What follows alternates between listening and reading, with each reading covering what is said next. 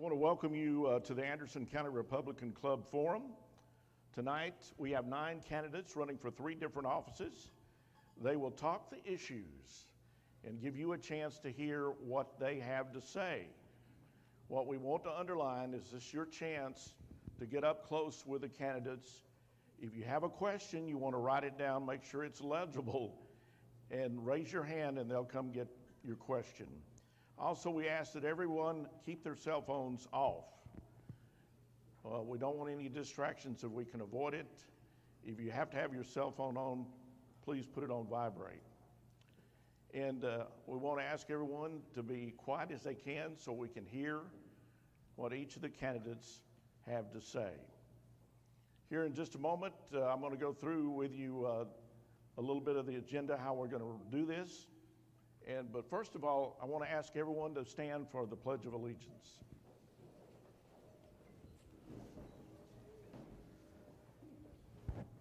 I pledge allegiance to the flag of the United States of America, to the republic for which it stands, one nation, under God, indivisible, with liberty and justice for all. Also, at this time, I want to underline that we will allow each candidate to have an opening statement. We're going to introduce to you each and every one who's behind this podium, behind these tables, so you'll know who they are, what office they're running for. And we'll be doing some other things as well. But at this time, I want to welcome our President, Mandy Kirkland.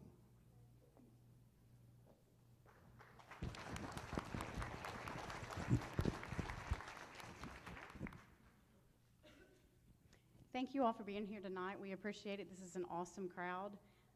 Love to see the community engagement, and it should be a fantastic night with all our candidates here. At this time, I would like to welcome Willie Williams. If you would please come and say the prayer. If you could all please stand. Thank you.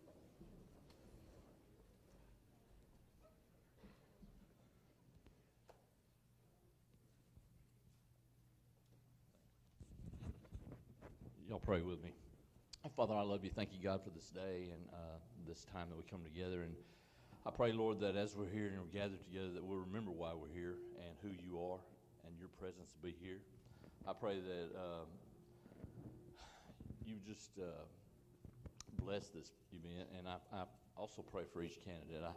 I know, God, that their livelihoods depend on this, some of them, and that they're just trying to better our government. And I appreciate everyone that's here. I thank you, Lord, for loving us and for keeping us. And Lord, nothing's going to happen without you make it happen, or you let it happen. So I just pray, God, that your will be done and we would honor you with all that we do and say. And I ask it all in Jesus' name. Amen. Thank you. All right, and with that, we'll turn it over to Carey and we'll get started.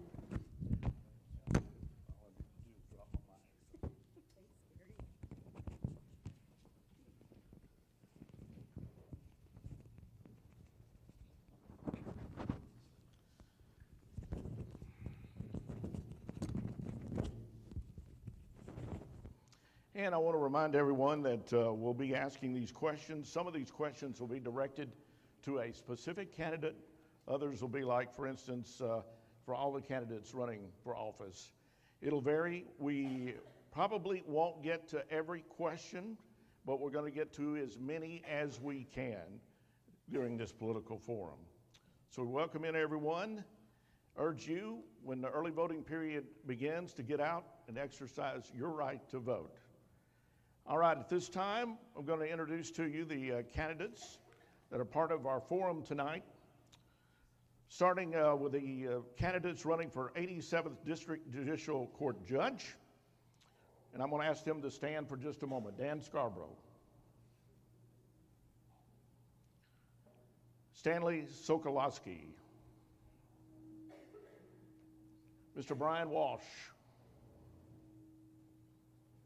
Amy Thomas Ward.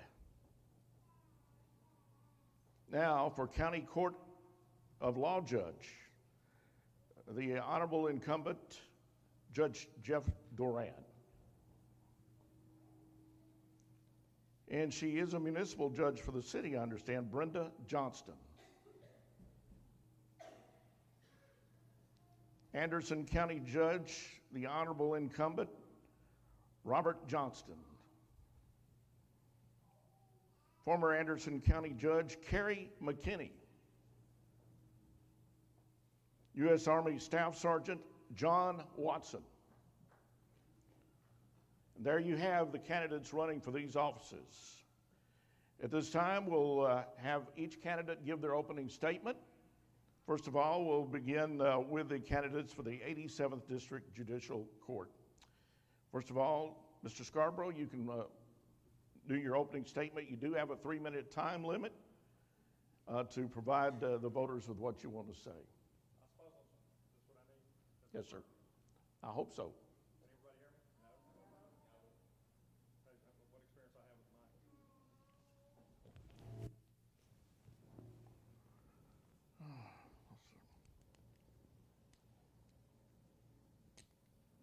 I'm going to have to get Tex over here. He's right behind. Yeah. Try that. See if that works. Are we good? Everybody hear me? No? Good? How about I just talk loud? Yeah. All right. As he told you, my name is Dan Scarborough. I am a practicing attorney here in Palestine. I've been back in practice in Palestine since 1990. I graduated, or 1991, I'm sorry. I graduated law school at South Texas College of Law in 1990. I was licensed by the State Bar of Texas in 1990. I stuck it out in Houston for about a year and a half and said that was not me. I couldn't do it. Back in the day, I was great friends with Judge Bentley, and he made a comment to me, and he said, you know, Daniel, he said, I can sit in my courtroom, and at the time he was the county court law judge. He said, I can see the top of my house. He said, that's a great feeling. I went 5 years in Houston and never got to go home for lunch. So the decision was pretty easy. You know, I came back here, I hung a shingle. I've been in private practice ever since. A little bit about me, I'm married. My wonderful, beautiful wife is sitting right back here. She's been putting up with me for going on 39 years. In that 39 years, we've raised 5 children. We have a doctor, a successful business person, a principal at the Palestine Independent School District. We have some people think this is nuts, but he is an ag pilot and an instructor pilot. And our youngest is a senior at Texas State, getting his degree in aquatic biology. I think all he wants to do is have a job when he gets out of school where he doesn't have to wear a shirt or shoes. What I'm running for is the 87th District Court. Judge Deborah Oaks Evans has been in that court for 19 years now. The judge before her was Judge Samuel Bernius, which I had the honor to practice in front of. I think I was one of Judge Evans' first contested cases. I always kind of like it because it took me 8 months and it had to go through the ATF or DEA, I don't remember which, but I prevailed in that case. But I think she's a wonderful judge. I have absolutely 100% respect for her. I can look out on this crowd and we've so far been talking in the counties to the west of us, and the crowds have not been near this large. I appreciate it. I can look out there, and it's wonderful to sit there and say, I see a whole lot of friendly faces and faces that I've interacted with before. You know, obviously we're up here for you to get to know us, ask us questions, however you want to do it. At the end, all I want to tell you is, you know, I'm looking for your vote. I don't want to be a politician. I want to be an elected official. I want to be someone that's doing a job for the people in Anderson, Freestone, Limestone, and Leon counties. Thank you. Thank you.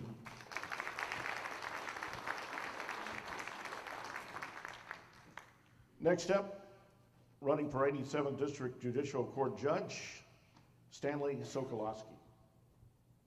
How's everybody doing tonight? Good. As Gary said, my name is Stanley.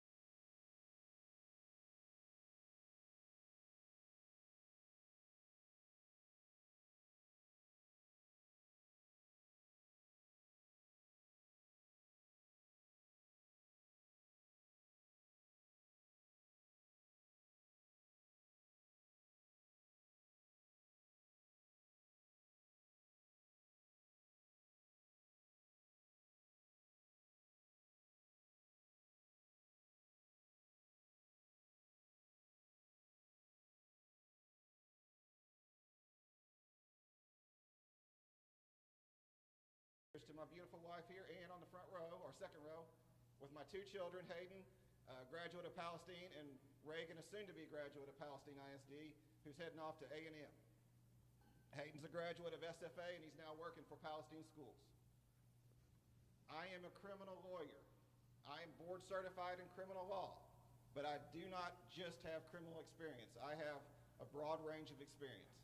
But I am the only candidate who's been a prosecutor, who's prosecuted felony crimes, who's put people in jail for life, for violating people's property rights, people's rights as citizens. I'm pro-law enforcement, I'm pro-life, and I'm certainly pro-Constitution as written. Thank you for your time. I look forward to talking to you some more, and I look forward to you voting for me as judge of the 87th Judicial District.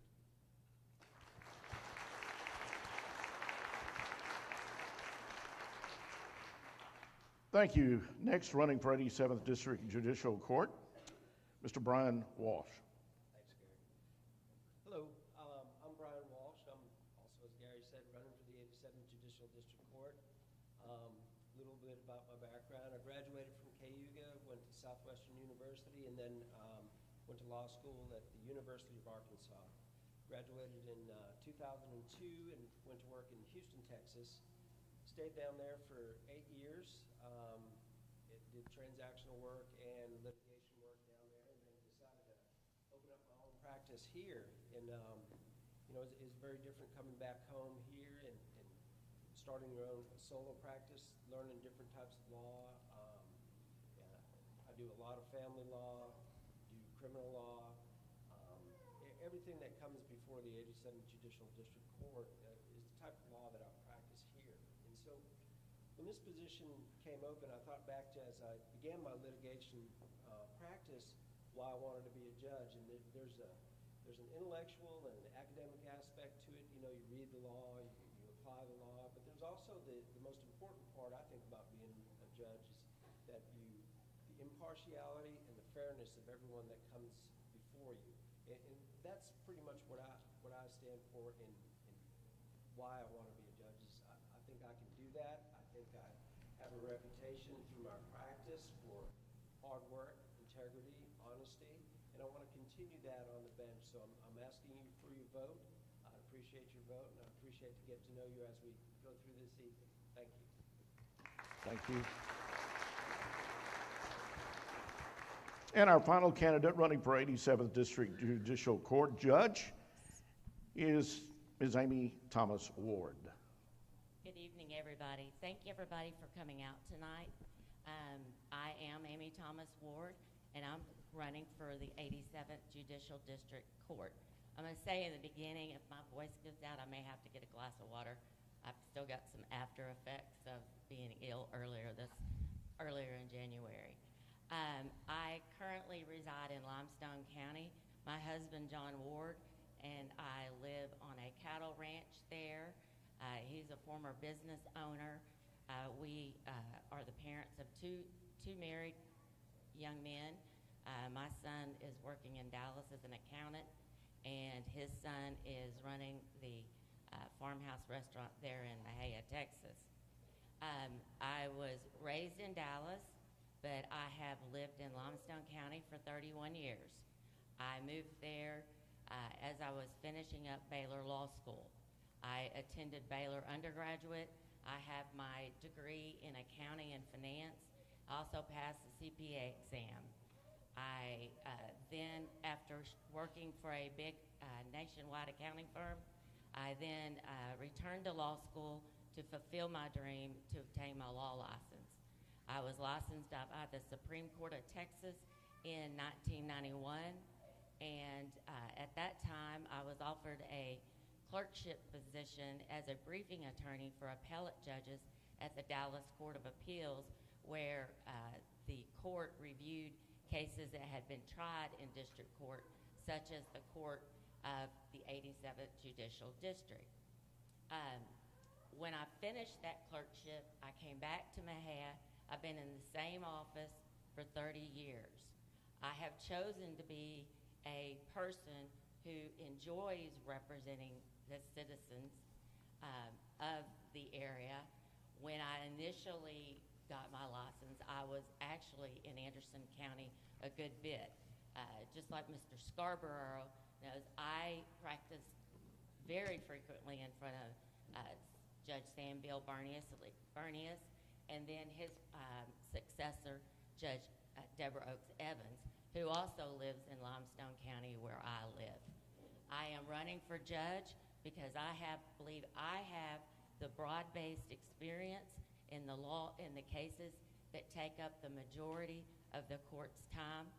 I believe with all of my heart that everybody deserves a fair day in court, regardless of their station in life, and I look forward to meeting you and appreciate everybody coming out tonight.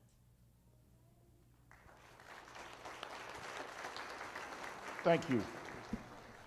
And we want to remind each of the candidates to speak in the microphone so everyone can hear you as close as you can.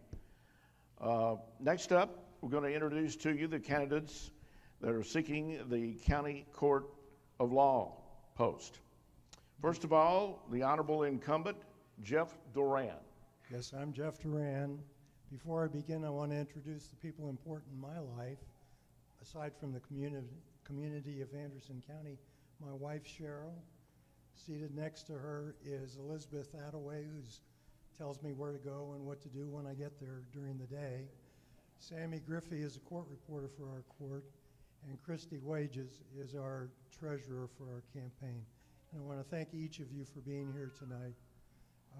I have had the honor of serving in this capacity for 19 years now. And working in the historic Anderson County Courthouse is an honor. It's a great honor.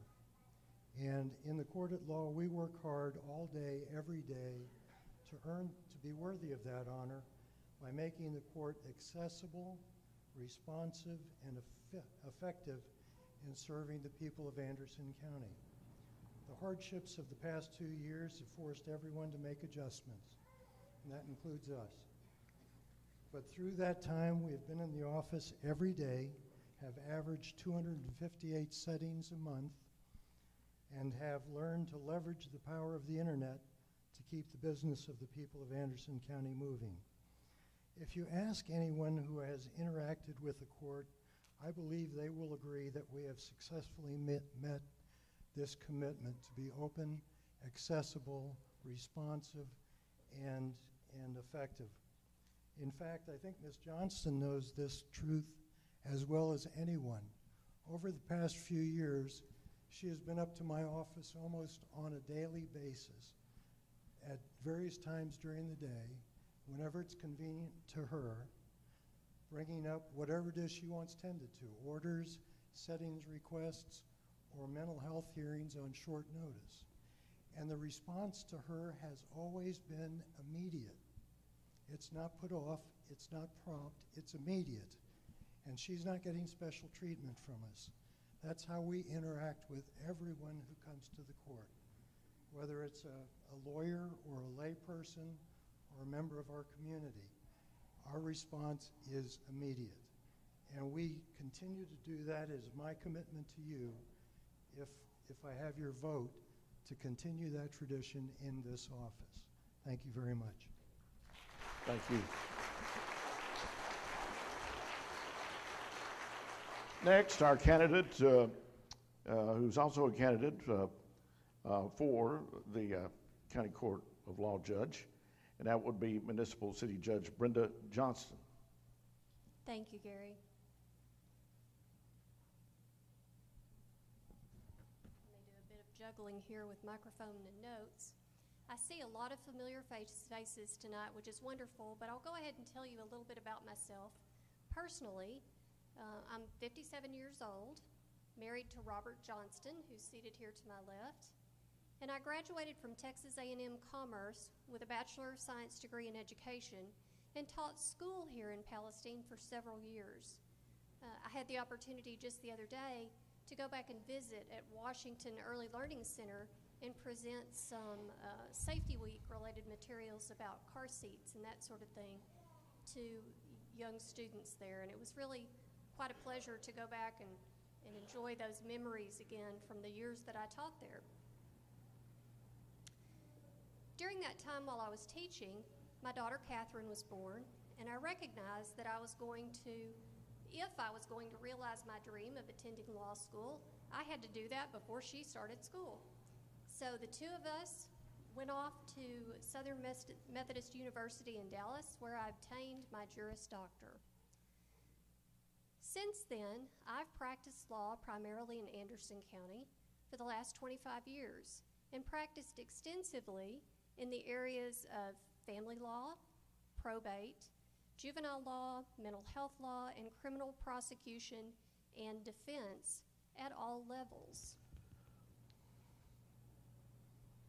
When Allison Mitchell took office in 2015, I went to work for her as a felony prosecutor and continue to represent the Department of Family and Protective Services for the District Attorney's Office today. It's been a privilege to serve the children and families of this county, and I consider it some of the most significant work I've done in my career. In addition to my work for the department, for the last 3.5 years, I've been the presiding judge for the Municipal Court of the City of Palestine.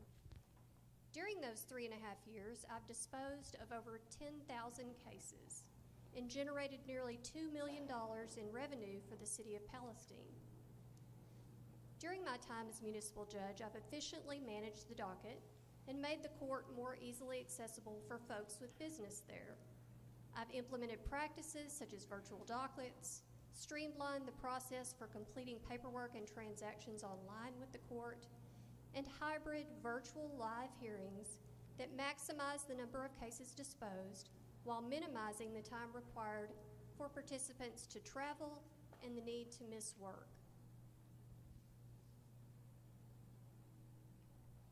Rather than use the pandemic as an excuse for less productivity or allowing cases to languish on the docket, the municipal court staff and IT and I worked to make the court more efficient and user-friendly during the very difficult time that COVID has been with us. It took some hard work and dedication, but the results have been Brenda, worth it. time's up. So, I'm sorry, I didn't know we had a time limit. sorry. I'll wrap it up. Okay. So that brings me to the primary reason I'm running for judge of the County Court at Law. It's time for a change. The disposition rate in the County Court at Law has decreased steadily since 2016. Over the last 6 years, the average number of jury trials, criminal jury trials, conducted by the court has been 2. Let me say that again. 2 criminal jury trials average per year in the County Court at Law for the last 6 years. It's time for change, and I'll appreciate your vote in the primary election. Thank you.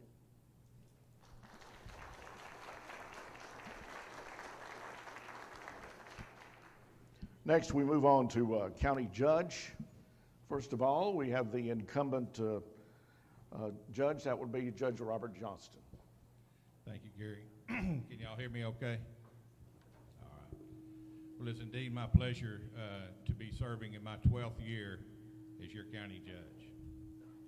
There's never have I had a job where I enjoyed going to work so much, because my job is different each and every day. I never know by walking in that office what we're going to have to tackle next. I have a long history of being in the Anderson County Courthouse. My grandfather started practicing law here in 1925. His brother right after him. His brother was also county judge from 41 to 43 when it was a 2-year term. My dad started practicing law here in the mid-50s and practiced until he died. So except for between 2004 and 2011 when I took office, there's been a Johnston in this courthouse serving the citizens of Anderson County. I've worked very hard in the last 12 years with economic development to help our city and our county grow. I was very instrumental in bringing the largest taxpayer in Anderson County, which is Sanderson Farms, to Anderson County. I will work hard to continue bringing more economic development here, which in turn keeps your taxes low. We work hard to bring businesses here to increase our sales tax. Our sales tax has increased 48% in the last 11 years. So that goes directly to helping keep your property taxes low. I have an open door policy, and I have since I took office. Any and everybody is welcome to come speak and talk about anything that you wish to. 5 days a week, I'm always there. My cell phone is on my business card. You can call me anytime. I do appreciate the opportunity to speak, and thank y'all for being here tonight and taking time out of your busy schedule to be here. I'm asking for your support to send me back to be your 4th term as county judge. Thank you. Thank you, Judge. Next up, we have former Anderson County Judge McKinney, Judge McKinney. Thank you, Gary. I'm running for constitutional county judge, and every life experience that I've ever had in my life prepared me for this job. I came up through the ranks. I didn't just walk in the door with no experience. I worked for county government for 13 years as a sheriff's deputy. I was investigator patrol officer with the Anderson County Sheriff's Office back in the mid to late 80s. I was justice of the peace, elected justice of the peace for 2 terms, and I decided to run for county judge because I'd seen a lot of things in this county. I grew up here. I was born here. My mother was an elected official for the city of Palestine, first woman elected to the city council in Palestine. My dad was a police officer. I've got several people that are related to me that were at the police department. And so public service is part of my life. And in most of my adult life, that's what I've done. You know, how many of you watch the news? And I've had so many people say, I just had to turn it off because I got mad. Well, I did something different. I channeled that energy in a different direction. That's what compelled me to do this. Because I'm for God, for family and country in that order, okay? And I was listening to my pastor, and he was talking about faith, stepping out on faith. And then I did a devotional one night at church, and it's Psalms 94:16. It says, "Who will rise up for me against evildoers? Who will stand up for me against the workers of iniquity?" And I kept hearing these different messages through devotionals and through my pastor, through church services, and I decided it's time again. Because I don't like what's going on in this country, and I don't like what's happened recently, okay? We've had mandates for masks. We've had businesses shut down. In parts of the country, they're telling you now that you're going to have a vaccine passport to go anywhere. So that's the Constitution being violated every day. And the Constitution, I'm very passionate about the Constitution. God put the 10 Commandments in stone in his own hand. And our founding fathers put the 10 Bill of Rights in stone with God's divine guidance in that room. And it is a wonderful document. I used to teach it to the 5th grade. So you learn from teaching, okay? But the First Amendment in this county was violated in 2 ways. Congress shall make no law establishing a religion nor prohibit the free exercise thereof. That was violated. We were not letting people go to church, not just here, but in parts of the state. The second part is the ability to peaceably assemble. That was violated. Judge, time's up. I was just getting started, Gary. I know.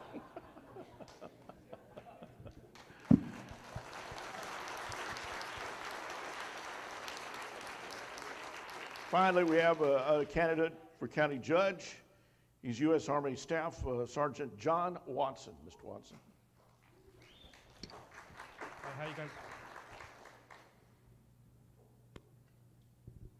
How you guys doing tonight? My name's John Watson.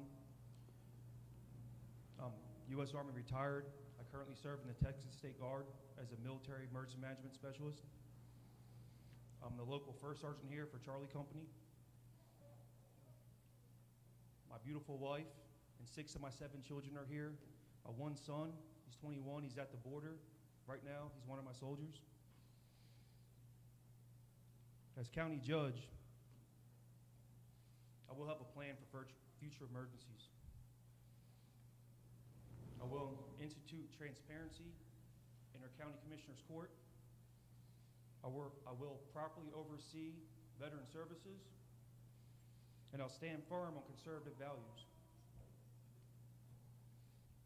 My primary goals are to take care of our veterans, manage a conservative budget, increase emergency management, readiness, and I'm confident in my abilities. I'll be honored to be your county judge. Thank you. So, ladies and gentlemen, let me compliment you. I've had a long list of questions that have been given to me, and like I say, I'm going to ask as many as I can. Some are directed to a specific candidate, some are directed to a group of candidates. But we'll begin with the incumbent County Judge Robert Johnston. Judge Johnston, why did the court think we needed to purchase the Civic Center when roads and other issues should deserve more priority? We passed, excuse me, the court decided to buy the Civic Center with the need that if it ever went away, if we never had one again, it never wanted to be built, okay? We stepped in when the city was ready to get rid of it, saw a future for it, and it surely has a need. My phone, I have people calling every week for a place to hold a meeting, including this group here. So we presented it to the court. The court thought that was a good idea to do it. We have done more for county roads in the last 12 years than has been done in the last 22 years.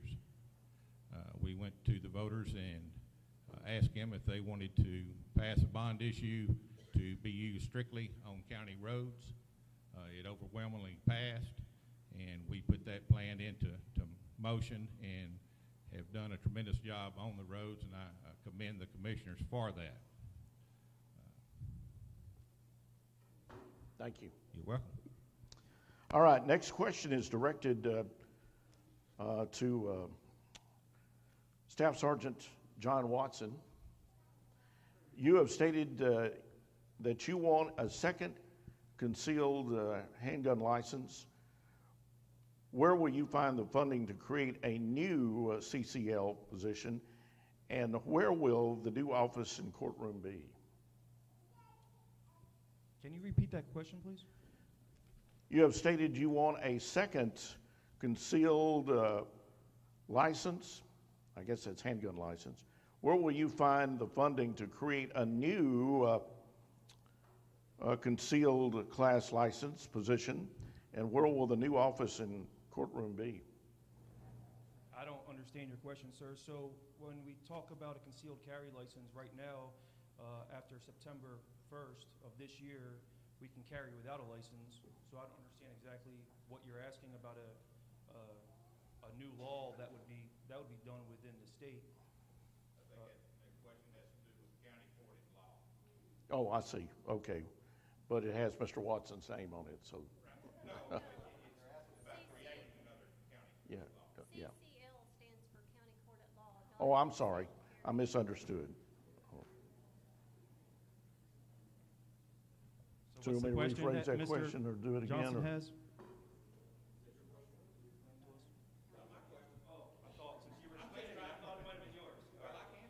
Let me try this again, okay? You stated you want a second county court at law. Where will you find the funding to create a new county court at law position, and where will the new office and courtroom be? Maybe that's better. Okay. I think there was some confusion in what Yes, I'm stated, sorry. and even I confusion. apologize. It's my fault. So what I stated was that there's a stipend that a county judge receives. So Judge Johnston receives a stipend of $25,200 for doing 40% of his time as judicial. And what I'm saying is I won't take that stipend. What I'm saying, if there's that much of a need of time for a county judge to perform that work with no law degree, then we need another court at law. Now, I'm not saying that that's what we need at this time. Judge Duran's doing an awesome job. I'm not saying that we need another court at law, second one. So we're lucky to have one. There's only 100 counties within the state of Texas that has a county court at law, and we're one of those counties. So through that, it makes our county more of a administrative county judge. So head of emergency management, oversee the Veteran Service Office, preside over Commissioner's Court. Can they not hear back there? Yeah, just put the mic as close as you can. Is that better? There you go. Okay. That's Head of better. Emergency Management, oversee the Veteran Service Office, and preside over Commissioner's Court. For me, I think it's an injustice to the community for me to take a $25,000 stipend that locks me into 40% of the judicial work without a law degree, where it's all appealable anyway to the court of law. It doesn't make sense, especially during a pandemic, where we need to be able to take our emergency management things, not just rubber stamp these regulations from bigger counties and follow through them here. I was, during one of Johnston's orders, April 2nd of 2020, I went to the Family Dollar in Elkhart, and there was a young lady crying because they were going to call the sheriff on her. They were calling the sheriff because she had a young child that she wanted to go and buy formula for, and they said, you can only have one person for family. I went and bought her that formula. But those regulations, when we just rubber stamp things from bigger counties, isn't how we take care of Anderson County. Thank you. Sorry about the confusion. Judge Johnston, this next question is directed to you. Please tell us how you have helped the employees of Anderson County. Some have received a 3% raise, others 5%, you yourself a 7% raise. When do you think some of the issues are as far as raises go, and what can be done for county employees to receive more money, especially with inflation the way it is? We have given several raises since I've been county judge. It started out being a dollar amount. The court changed it to a percentage. We've given anywhere from 3 to 5% raises since I've been judge. We have given those raises without raising your taxes. I did not receive anything any different from anybody else except for a mistake that was made in the auditor's office. I get a $25,200 stipend for taking care of criminal court and civil court. I have disposed in the last 11 years 7,350 criminal cases, not including how many probates that I've done or how many mental health warrants that I've done. 271 of those last year, okay? There was a mistake by the auditor's office and I got $1,575. It came at the end of the year. If there's money left over from the judge's stipend, they split it up and give it to the judges. It was added to my stipend, had no idea that it was there. The following year, we had a new auditor come in. He found it. He asked the court what they wanted to do. We took it out of my salary, out of my stipend, like it should be, and they left it in my salary. It's $1,575. We work hard every budget year to find money for our employees. We've done more and give bigger raises in the last 11 years that's been done in the last 20. So we look out for our employees. They're our biggest asset, and they deserve to make more money, okay? County government has always been on the tail end. Time's up. Thank you. This next question is directed to all the candidates running for county judge. Do each of you have a plan to better help the Anderson County Sheriff's Office hire more deputies?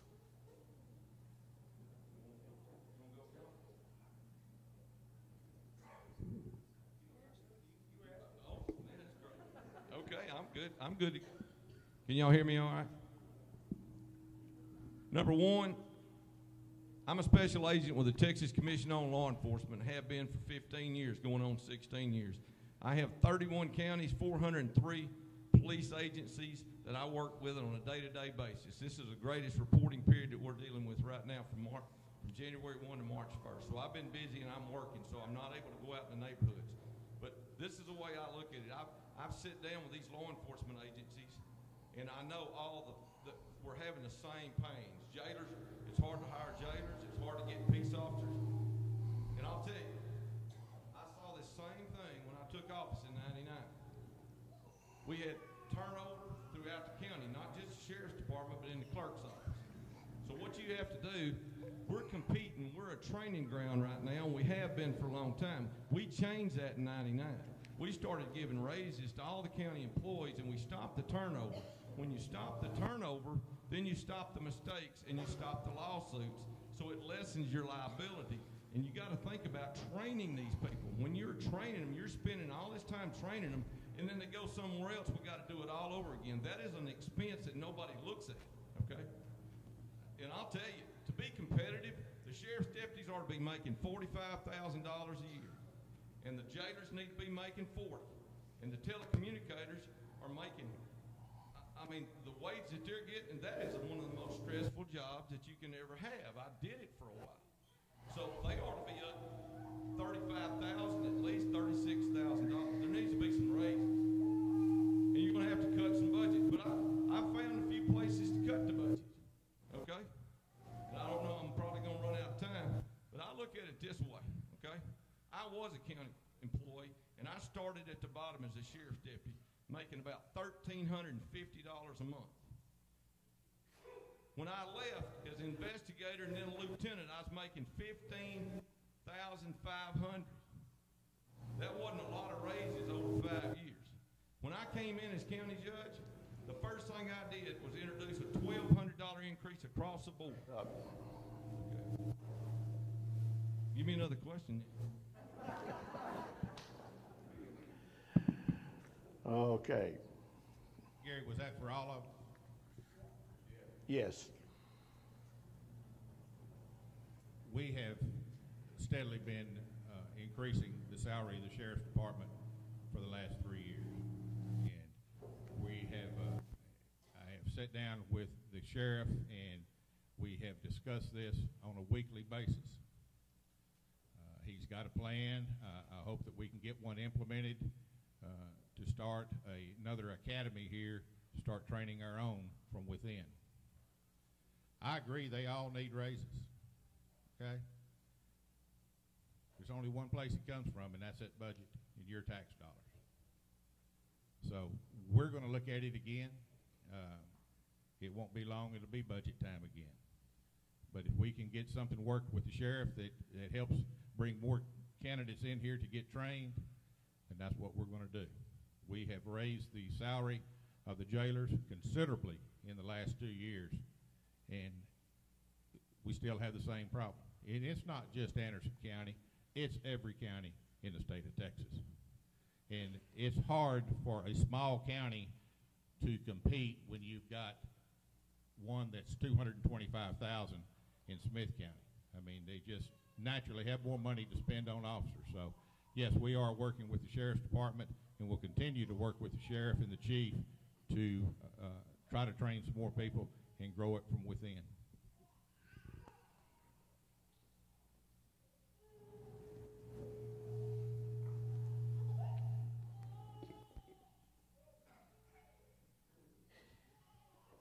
So, with the sheriff's department, it also. Can you hear me now? Okay. There's also a problem within what's going on within the budget. So Robert hit on a little bit, but didn't share all the information.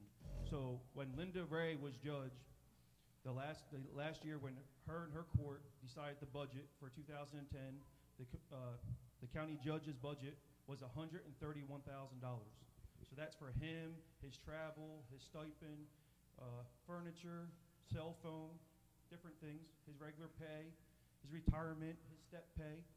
Well, now we're at 12 years later, and he's at $218,000, over a 50% increase. And if we look at another part within there, let's look at our veteran services. So in 2013, they started the veteran services at the mall. Their budget was $33,000, right? Until this year, it went up to $37,000, right? But a portion of that, $10,200, was going back into the general fund. It wasn't being spent at the Veteran Service Office because the rent wasn't paid for. The portion for rent for $10,200 was going back, so we really had a 33% deduction in the Veteran Service budget. So as the veterans at a $37,000 budget gets reduced to a $27,000 budget, our county judge goes up 50%. So what I learned in the military is this: you feed your privates, and you can accomplish the mission. But in Anderson County, we feed the higher ups first, and that's wrong. We need to feed the people and at the lower levels within the food chain.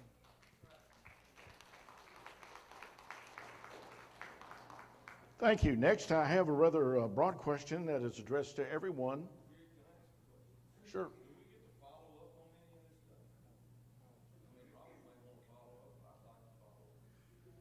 As long as you keep it short, go ahead.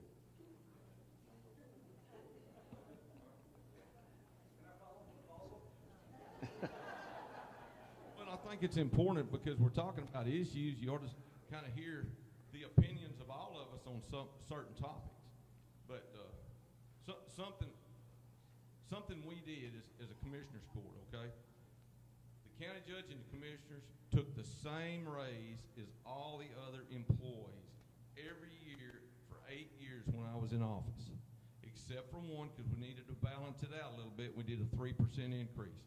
But when we did the 3% increase, some of them were not going to get even $50 a month. So we did 3% across the board, or no less than $600 a year, because they would have been short. So we took the same raise as everybody else. I started about $38,000, $39,000 from the county salary, and they gave us a $10,000 stipend. I guarantee you I earned that 75, 80 hours a week. Okay? But as far as the county employees are the greatest asset to this county. Right. And so I'm coming back with the same philosophies. If I'm elected, I'm coming back with the same philosophies I left with. We were a family back then. Everybody worked together, and everybody is just as important as the other. When I left, all total, I was making from all sources about $60,000. And I'm gonna tell you right now, if I come back, this isn't about money. This is about you. This is about my kids and my grandkids. If I come back, time's up. Okay, let me finish this one. For whatever that salary is right now, budgeted in 2022, I will not accept a raise for 4 years. That will be my salary for 4 years. And I'll do the same work that I did before. And I'm going to work on the salaries for the employees of this county. Anyone else want to follow up on that? Now, the only follow-up I have, anybody wants to look at my budget, please come to my office. I think the question had to do with Sheriff's Department employees, not my office. So if he wants to answer the question, he needs to answer the question about the Sheriff's Department. Mr. Watson? What I'm saying is, if he got paid less, there'd be more money for the sheriff. Next question is addressed to all our candidates.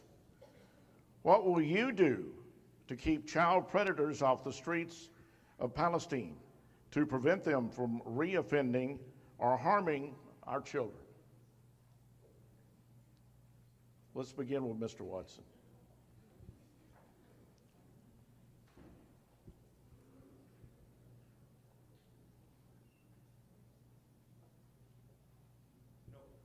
With this issue is there's not enough awareness, and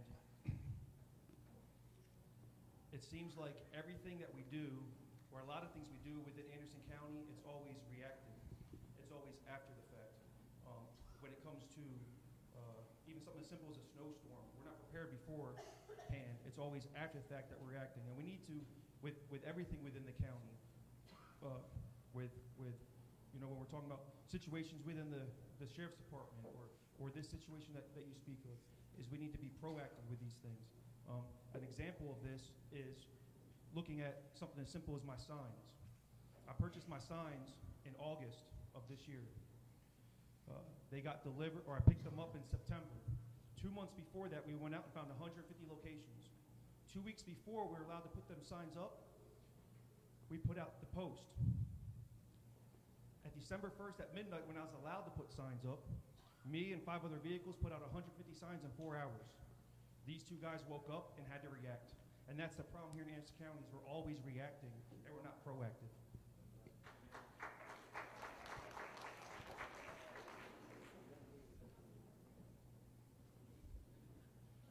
Okay, Judge? Well, I tell you what, I put some of those folks in jail.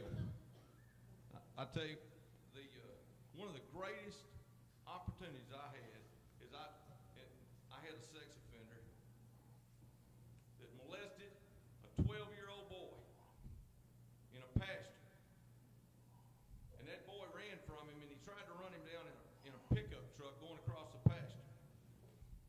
And I didn't start the investigation, but I ended up being one of the witnesses in that case that spent a lot of time on the stand. What you do as an investigator or as a judge, now a lot of the child predators are going to come before the district judges, okay? So it's not like you're going to be hearing those cases, because those are felonies, and they should be felonies. But when you're out there, no matter what you're trying, you speak for the victims. If you're a law enforcement officer, when you walk into the courtroom as a judge, both sides, because I've seen somebody that was almost arrested, and I worked the case, but somebody testified that person had molested him, and it was a stepfather, and it was a young girl.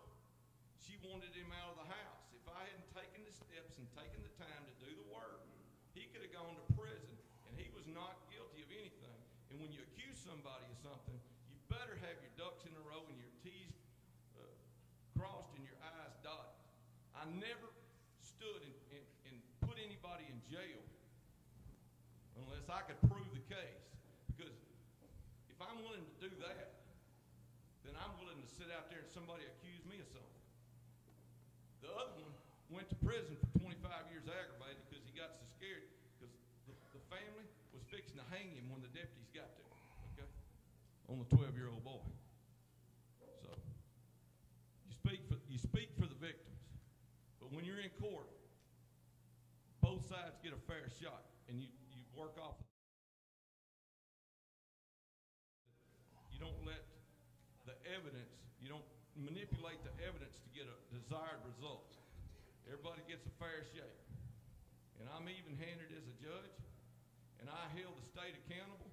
If they didn't prove the case, I found them not guilty. And that's the way it's supposed to be. Thank you. You know the number. Just a minute.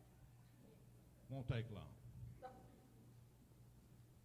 You know, there's about 3 different things that I want to say to try to answer this question. It doesn't have anything to do with my court, and that kind of case will never come to a county court. We've got to make sure that we have enough investigators on the street in the sheriff's department. We've got to make sure that we have enough detectives on the street in the police department. We have to make sure we have enough good investigators and a good relationship between the district attorney's office, the police department, and the sheriff's office to work these cases and keep these people off the street. Thank you. The greatest thing any of us as judges can do to deter any kind of crime, and child trafficking is certainly a crime that's on the rise in all parts of our state, but the greatest thing we can do is move cases efficiently, fairly, and decisively to send a message to folks out there that we're not going to tolerate criminals in our county. And when they commit crimes, they'll be punished for it. They deserve, as Judge McKinney said, a fair trial, but they also deserve, and the victims deserve, swift and decisive judgment. And that's what I think all of us would agree is necessary to deter any kind of crime.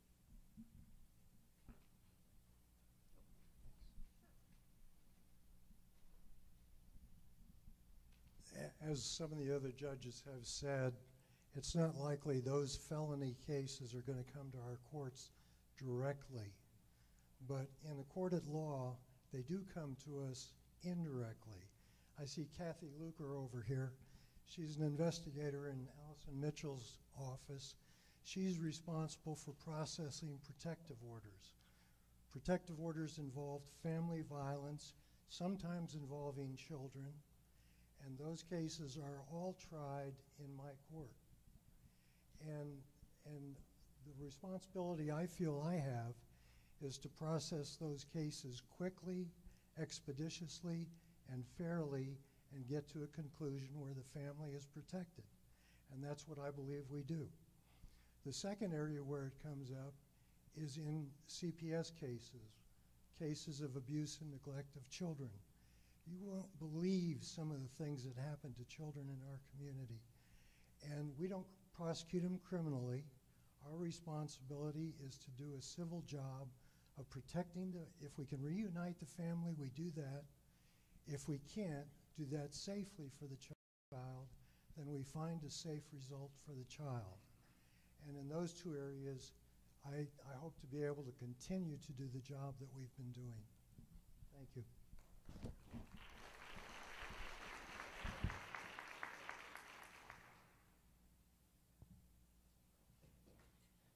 Yes, I think everybody on this stage is going to agree that that's one of the most offensive crimes when it's against a child. And as a judge, the cases need to be reviewed. The cases are brought up by the law enforcement, prosecuted by the district attorney's office, and then our job as judges is to apply the law fairly. And in doing so, look at their record, look at the penalty that is available under the law, and certainly afford that victim a voice. But also something that's just as offensive is when somebody is falsely accused of that. It's kind of like you can't get the horse back into the barn. I mean, it's already been said, and these people's reputations are tarnished. So, as a judge, I believe my job before you get to the penalty phase is to listen to the evidence and make sure that the prosecutor has met the burden, that beyond a reasonable doubt that that person committed the crime. I also believe another job of the judge is many cases are disposed of by reducing charges or plea agreements. And as always, a judge has the ability to reject a plea bargain if, based upon the evidence that they've heard and has been presented in court, they believe that person is not entitled to such probation or other Okay, time's up. I disposition.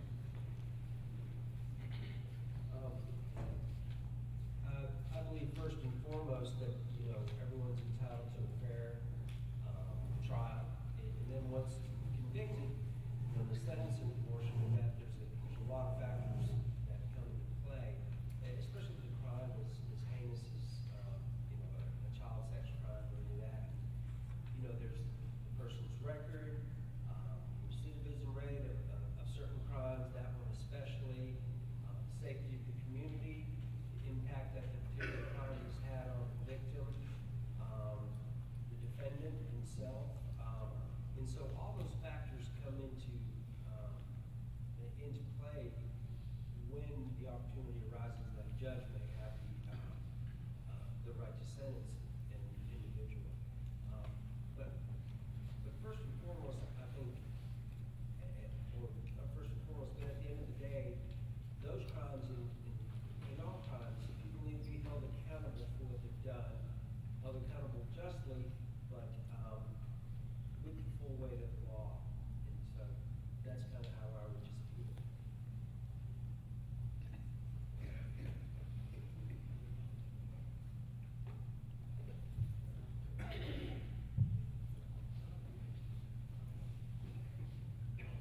First of all, if you don't believe that human trafficking is not existent in Anderson County, you're sort of mistaken, because it's here. And I've seen it. But it really starts with you as far as holding people accountable, because it takes you as a citizen to report it in the first place. But ultimately, it may take you as a citizen to make that sentence if it gets down to that point as a juror. Then it's going to take the help of the Sheriff's Department, Sheriff Flores, Chief Harcrow, both here. They put that case together, and they put a good case together. It goes to Ms. Mitchell. And then, of course, she's going to put that case on. And more than likely, that case is going to go to a jury for sentencing. Very rarely is that going to go to a judge. So it's going to, if you talk about keeping child predators off the street, it's going to be your responsibility as a juror and as a citizen of this county as much as it is going to be a judge's responsibility. But there are times that a judge will have to do that sentencing. And while the law does say that the judge has to consider the full range of punishment, it doesn't say that the judge has to give that low range of the punishment based on the crime, based on the victim. The victim should very much be considered when you're talking about those cases. Based on the criminal history of that person. I've put those people in jail. I've tried those cases. And it's broke my heart to try those cases. To have a young daughter and have to try those are hard. And I can speak for the sheriff and Chief Harcrow and Ms. Mitchell and all the people in her office. Those are the hardest cases to try. And those are the people that really deserve a judge that's going to look on them and rule the way they need to be.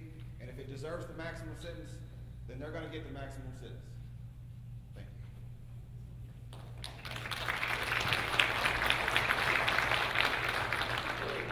Once again, I'm going to try to do this without a microphone.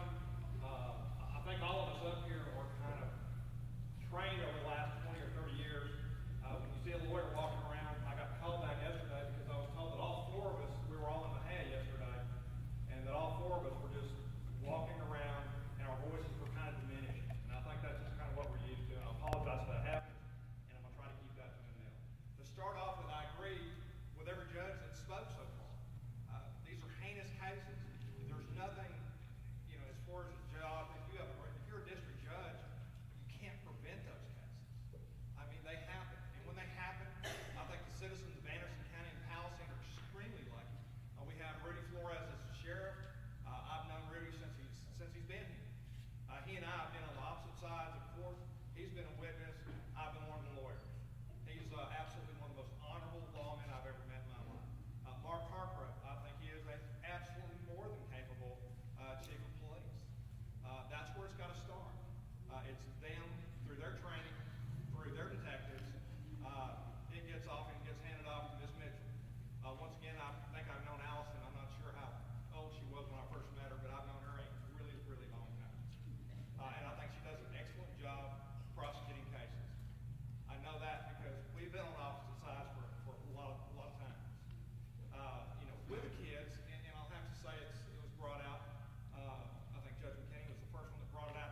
There's a lot of times that it does happen. When it does happen, it's absolutely despicable. I mean, there's nobody in this room that would not agree with me that there's not much worse of a crime you could commit than a sexual crime on a child. There are occasions, however, that people are accused of this crime for ulterior motives. There's a divorce. There's some sort of family squabble. There's a child that doesn't like their stepdad. They just throw it out so they can get the rules changed and go from there. That's not our job. Our job is up there. Okay, time's up. Man, I need a little warning. I finished my one thing. If Miss Mitchell deems that there's a case there and it needs to be prosecuted, she takes it to grand jury, goes to court. Things people like right now, we got Judge Davis to take care of it from there. Thank you. Thank you.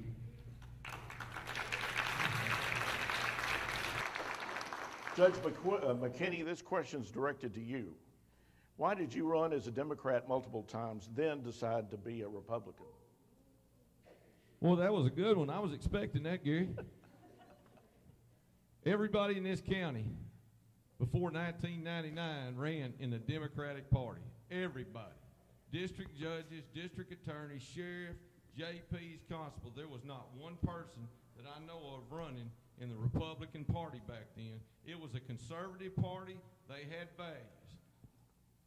I did that 4 or 5 times in the Democratic Party. And in 2006, after 2006, the values changed throughout the nation in the Democratic Party. The Democratic Party left me. Okay, I don't have those values. I was hoping my son could be here tonight. He's 27 years old.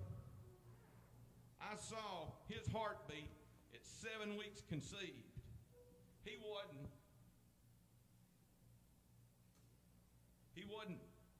just something in the womb. He was my son from the point of conception. Okay, that's the way I look at that. I had a good friend, and I was talking to her one time. We were loyal employee, and she's rocking her child right now in heaven, okay? Because she had to have an abortion because it was a medical emergency, and she never got over it. Okay, so that's you develop your opinions. You develop your opinions over time by life experiences. Okay. I believe in the Constitution. You got people right now destroying the Constitution, trying to change the Supreme Court, taking people's rights away. That's not what this country's about. That's not what Charles Yett was with the AG's office, and it was one of my first judicial conferences when I was Justice of the Peace. And when he closed, and I always give him credit because okay, Judge, time's up. Okay, let me tell the quote. Ben Franklin wondered aloud as he looked at the back of George Washington's chair, and it was a horizon with a sun with rays emanating out of it. And he said, I wonder if this is a great nation or a sun rising over a great nation or a failed attempt at self-government. He said, that's what everybody on this stage, should they win? That's what they need to be looking at every day. That's what everybody needs to be looking at every day. If we don't make sure that we keep our freedoms, and I'm passionate tonight. I'm fired up for freedom. I hope y'all are too. We need people all through this country that's going to stand up for freedom. Thank you, Gary. Thank you, Judge.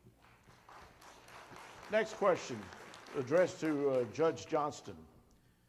Why did you make the deciding vote for same-sex marriage on the Commissioner's Court when it doesn't reflect the majority view in Anderson County? I don't know what same-sex marriage you're talking about that I made the deciding vote on. It was brought to the court in 2015 whether or not we were going to provide insurance to same-sex marriages. It was decided by the court after consultation with our district attorney that we could do it or we could not do it. We could do it or we could face lawsuits. You're going to do a discrimination lawsuit. The court decided to do that. Robert Johnston didn't decide to do that on his own. And it wasn't same-sex marriages, it was insurance for same-sex marriages. Thank you for clarifying that, Judge. Yes, sir. All right. Next is addressed to Sergeant Watson. Please describe your experience in emergency management. So I currently serve in the State Guard as emergency management specialist. I've had numerous deployments throughout the state. I've had COVID response deployments where we doubled the ICU bed capacity back in March of 2020. I've had hurricane responses. Hurricane Laura, I was deployed for about 45 days. I deployed to the border for OLS, MS, which is medical support. I've deployed here in this county for a pod mission that wasn't properly done. They didn't have the proper STAR request done. And through that, my soldiers were there. Some of them that are here today were there passing water out during when the tornado caused where we lost power here. They passed water out. If something would have happened to them, they wouldn't have fell under workman's comp. They left their job and came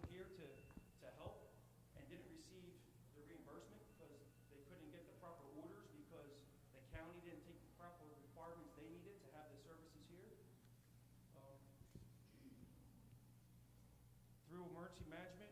This here on the bottom here, it's called a MIMS badge. It's Military Emergency Management Specialist. I had to take numerous courses through FEMA and through the State Guard, and have actual deployments where there's qualifications to meet to receive that. And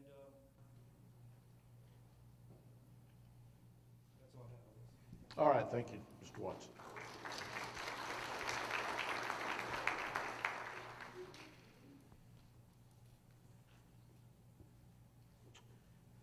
If elected, this is for all the county judge candidates. If elected, what would be your first priority when you took office?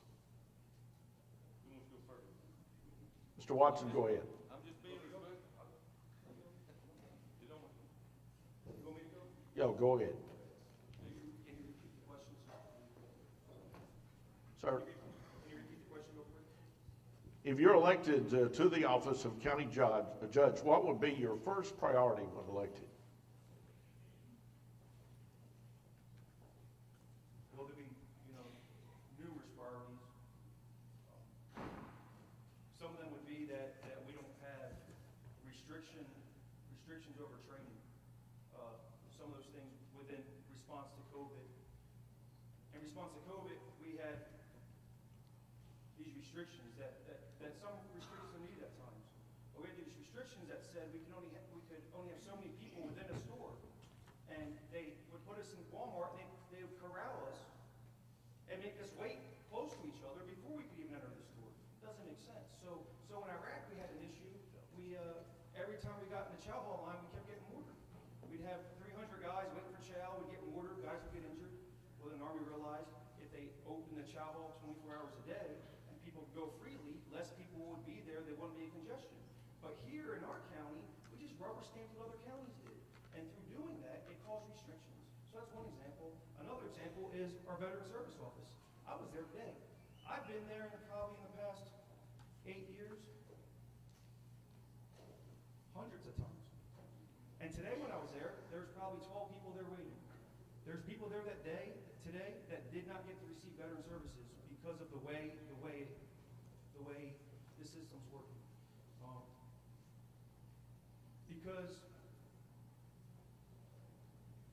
the county judge is supposed to oversee the Veteran Service Office. There should be a system set up there. So there's a thing that's called a DQB. So DQB is where you go to a civilian doctor, do the paperwork, and send into the VA. There's things called My E-Benefits. You can go online, you can do My E-Benefits. The problem is these service members don't know how to use or don't know what some of these benefits are. So instead, if we educate them how to sign up and do some of this stuff themselves, it makes it where service officers not just doing paperwork and can actually serve our veterans within our community.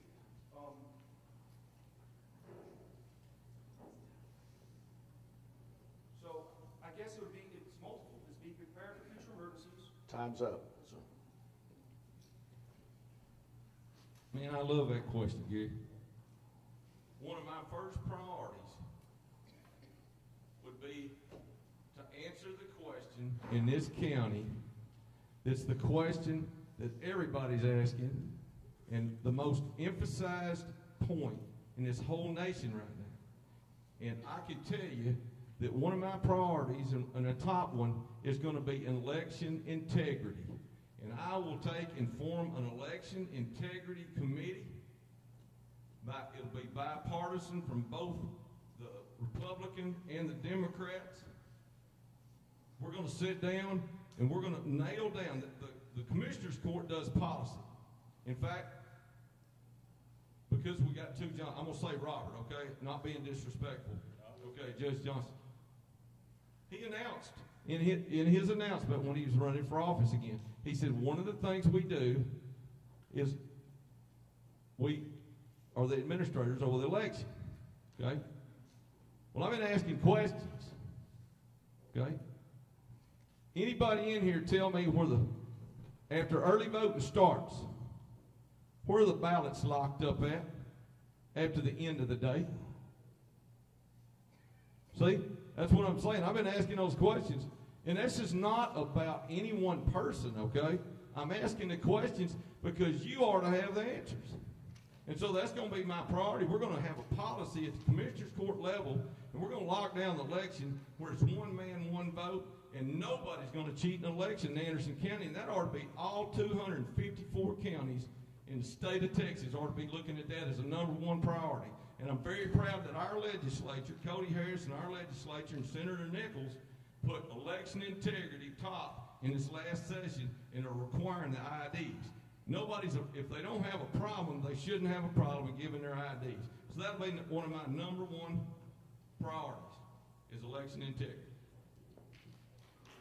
Thank you. Well, I don't really know if you're directing that at me since I'm already the judge. No. No, I'm not talking to you. I'm talking about the question of what I do if I'm elected judge. You know, the chief priority for me is to continue to work with the sheriff and the auditor and the commissioners to find more pay for law enforcement and to keep them on the job. And I mean, that's the work of a lot of different county judges and commissioners courts throughout this state. So that's my #1 priority. Thank you, Judge. Next question is directed to the candidates for county court at law, Brenda and Jeff. What makes the best person for this position? Judge Duran, go ahead.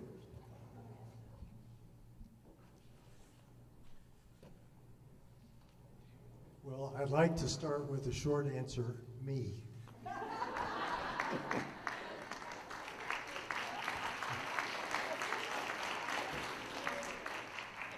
I have worked over the years that I've served on this court to fashion it into a court that is focused on solving problems for families and children.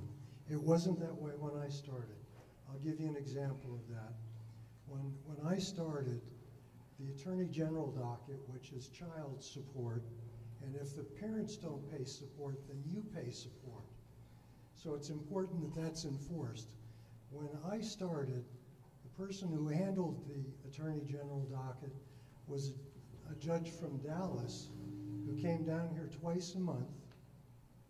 He would arrive here about 10 o'clock in the morning.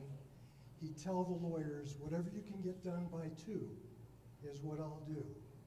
And I wound up having to do all the appeals on those cases. So Judge Bentley and I called Judge Ovard, who at that time was the administrative judge, and said, we want to fire this guy. We don't want him here. Anderson County people ought to be taken care of by Anderson County people. And so that's one illustration of the kind of things that we've done. The protective orders, we were talking about protective orders earlier. Protective orders used to be scattered among the 4 district courts and the court of law.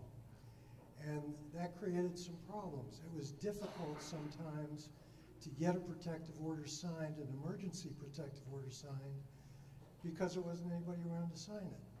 So talking with the other judges, we all agreed that since I'm there every day, all day, the best thing to do was to have all those cases assigned to our court. And I think Ms. Luger can tell you, if she ever needs an emergency protective order signed, time's up. She can get it done immediately.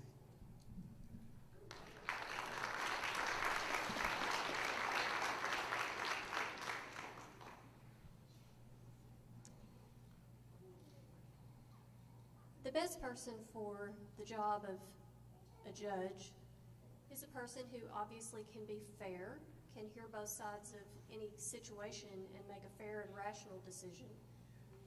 But more importantly, that person has to be able to manage a docket and move cases. If cases don't move, the judge isn't doing their job. So bottom line, the judge is the only person who decides when cases are tried, how the docket is moved and managed, and how we keep those people off the streets that we've talked about and keep our community safe. So, bottom line, time management, docket management, fairness, and efficiency are the primary characteristics that any judge needs to have. All right, here's one of the most important questions that will be addressed to everyone that's running for office. What is your stance on unconstitutional mandates concerning lockdowns, masks, and more importantly, vaccines? We'll begin with you, Mr. Scarborough. Yeah, I'm glad I could start off with the easy question. Okay. You know, I can honestly stand before you as far as mandates, mask mandates, vaccines, everything else. What party is this? It's the Republican Party. Do I believe in all that? Absolutely not. I don't believe anybody ought to be told what they have to do. I don't think you ought to be told that you have to wear a mask or you can't get a job, you can't go into this restaurant. I don't believe you should be told that you have to let somebody get a needle out and give you a shot because this is going to fix everything, which is already proved that I don't know if it's any more effective than water now. You know, my oldest son is a doctor. You ask him what he thinks about it. He says he never has ever told any of his patients to get the vaccine. He doesn't tell them not to, but he darn sure doesn't try to sell it because he believes it's just not something you should do.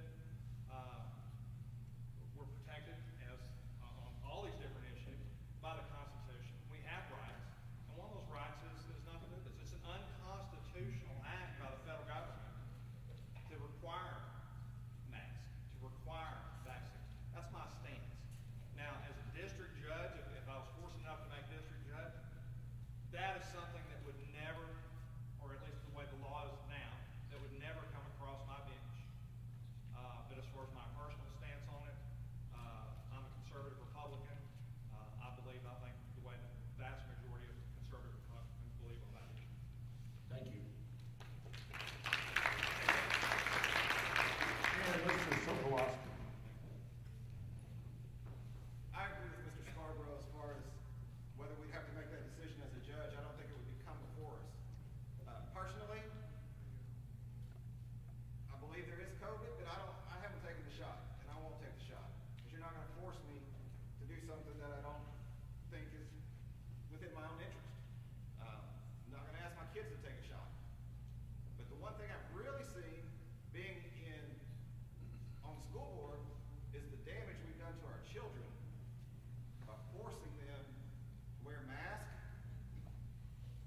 by forcing them to miss school. They're years behind in their education, and we're seeing it in our school board, and we're going to see it for years to come. I don't know if we'll ever catch up.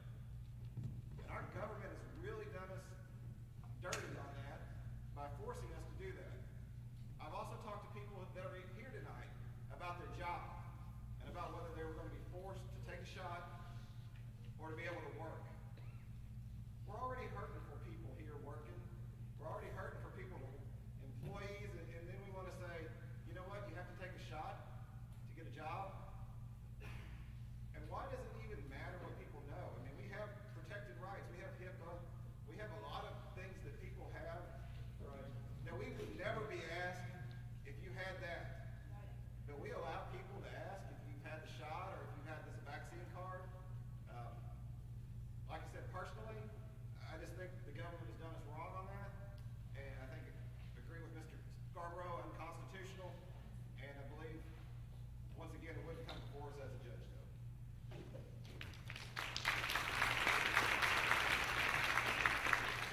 We're probably going to hear the same sentiments echoed as we go down here a lot. You know, my problem with it is the extension of emergency powers that government takes. It just lets them run on for 2 years to mandate this and mandate that. You know, I'm a conservative Republican. I like freedom and freedom of choice as long as it doesn't infringe on anybody. And I always find it offensive, and I typically do the opposite if the government is telling me what to do and making me do that. So that's a lot of reason I didn't get the shot. You know, I respect you if you want to get the shot and you think that's right for you, and that's in between you and your doctor. If you want to wear a mask, I think that's great, and if that's right for you. But I don't like it when government tells us that you have to do it to go into this restaurant. You have to do it to keep your job. It's just far overreaching, and I hope that we can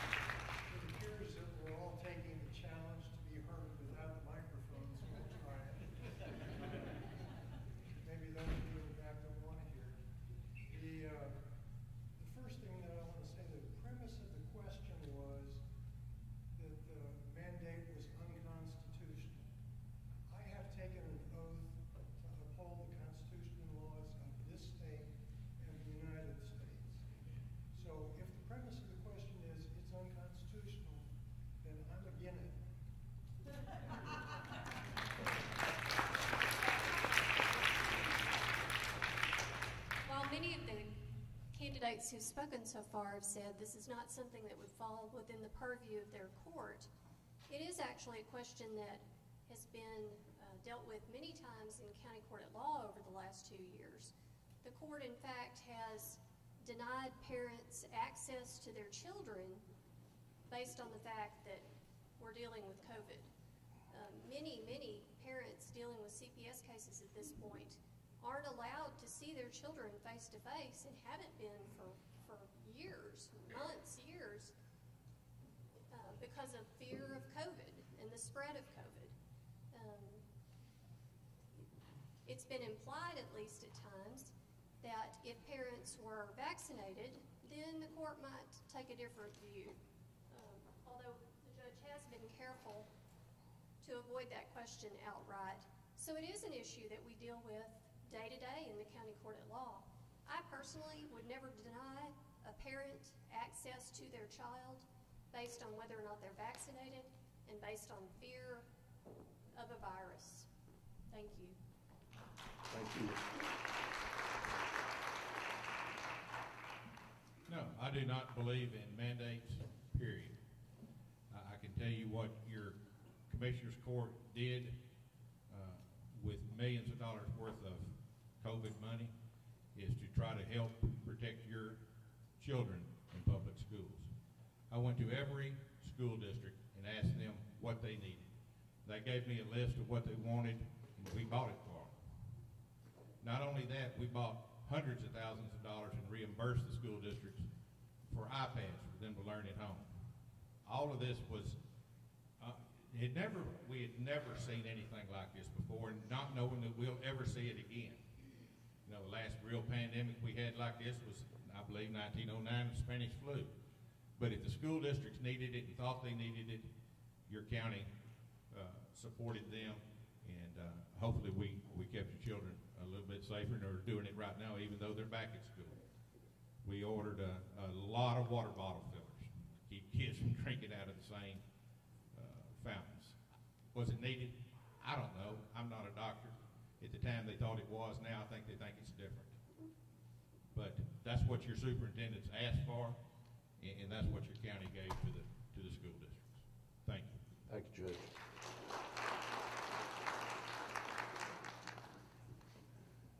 I believe in the Constitution, and I think it ought to be voluntary.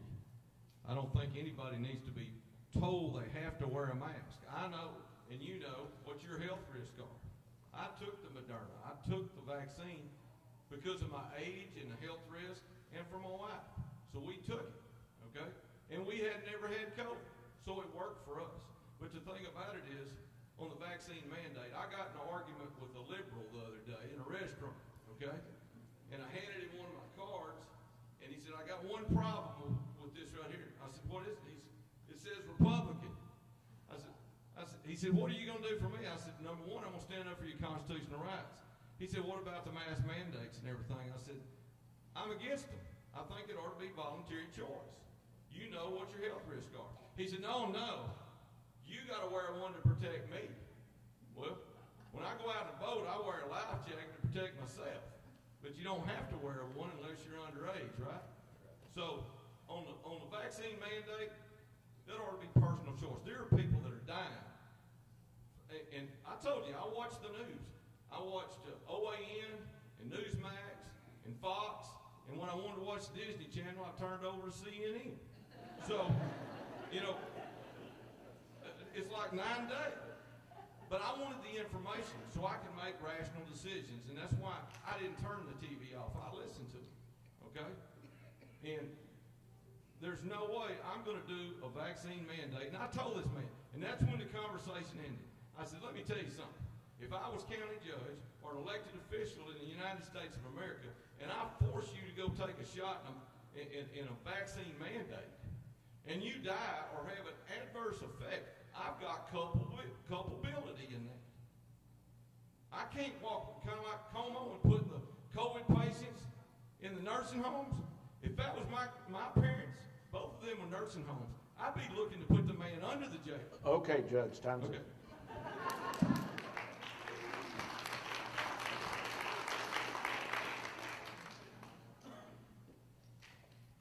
glad this question was asked. I'm for more training and less restrictions. I don't know really I didn't really understand what Robert was saying when he said that he's against this, because in April 2nd of 2020, he signed an order stating 1 person per household per store. You couldn't go in that store. That was an order he signed that was unconstitutional. So I don't know where he was going with that. Maybe I misheard something. But I will tell a little story. So mid-December of 2020, I got COVID. It was like the flu. It was probably the worst flu I ever had. I went to the hospital. They said I had COVID. They sent me home. Within 2 days, my oxygen was below 80, and I was back at the hospital. If my father didn't have a little oxygen meter, then I wouldn't even know. I just saw this tough guy, told me I was good. I would have died. Well, I go to the hospital. I'm there 5 days, and didn't see the doctor once because I slept through every time the doctor came in. Well, the 5th day, I was finally awake when the doctor was in there, and I asked him, when am I going home? And he said, you might not go home. He said, there's guys that are 70 that go home. He said, I got guys in here that are 21 that are healthier than you, and they die the next day. He said, if I were you, I would get your affairs in order. I called a man all the way in the back. His name's Mike Bone. I called him and I said, can you bring me a book? He said, what do you need? I said, I need a notebook. He brought me a notebook. I was going to put my affairs in order. Instead, I prayed. I prayed because God called me to this position. And I prayed to God, and I said, why would I die here if you called me to this? And instead of writing down what I'm going to leave my kids, I wrote down how many signs to get. Where am I going to put them? What am I going to do? What type of advertisement are we going to use? How am I going to budget my money within my household so I can have money for this campaign? Those are the things that I did, right? Other things within COVID is this. There's the governor's office is calling down and wants restrictions and put a lot of pressure on Robert. Robert had the opportunity at that time to say, I need masks for my prisons. I need masks for my COs. They're sending these people from these cities into our prison system, and we need masks to be able to provide the proper equipment for our staff. We need masks for our nursing home staff because you're sending all these people that are sick from Dallas and Houston into our nursing home. That's how Anderson County had a higher rate, was that Robert Johnston didn't have the proper equipment we needed. Thank you. Judge Johnston, everybody wants to ask you a question. Everybody. Why do you feel... Just hold on a minute. I'm going to repeat this, okay? I supplied TDC with their first 50,000 masks in Anderson County, okay? What was that date? I don't know. I've been getting masks ever since we could get masks, okay? So if you want to find out, I'll be glad to find out for you. But if you want to call the warden out there, ask them. I was there doing prison ministry, so I know. Great. So I supplied everything that I could get my hands on because that's where it started in Anderson County. Is we have so many people work for the prison system, and we're trying to help them not bring it home. So we gave the guards everything that we could get our hands on to try to protect our county. Thank you. Okay, Judge Johnston. Why do you feel it's better to pay another county $180,000 a month to house our inmates instead of fixing the problem and raising the salary for the jailers? Who are we paying $180,000 to? That's what the question says. So We're not. Are we, Sheriff? I didn't think so. We're not paying anybody to house our prisoners. Next question. This is for all the candidates for county judge. Have you ever been arrested, and if so, why? I'll go first on that. Oh, I won't go first. No, I have not. Thank you. That was a quick answer. Well, I got the same answer. No, I have not. I did. O.C. Renfro gave me a speeding ticket in 1975. He probably gave me. And I went right down to see Judge Hassel, and I paid that ticket before the DPS trooper got in there to file the ticket. So, you take care of business. No, I've never been arrested, never used drugs, don't drink alcohol, don't dip or chew. And my wife doesn't either. Raise your hand. I hadn't had a chance to introduce. 46 years. That's our values. We're a team. Lucky woman.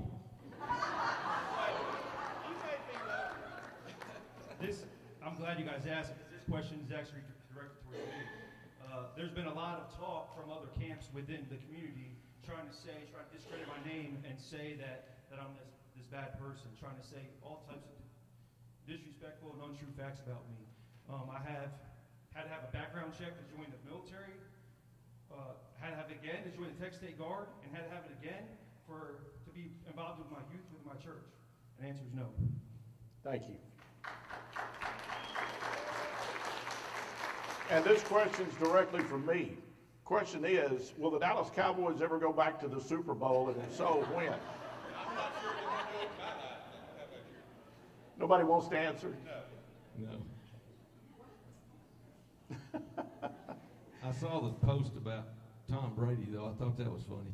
Yeah, Tom Brady retired. I guess everybody knows that. So. I guess everybody will have a shot at the Super Bowl now. Anyway. All right, I want to thank everybody. We have had a lot of good questions here tonight.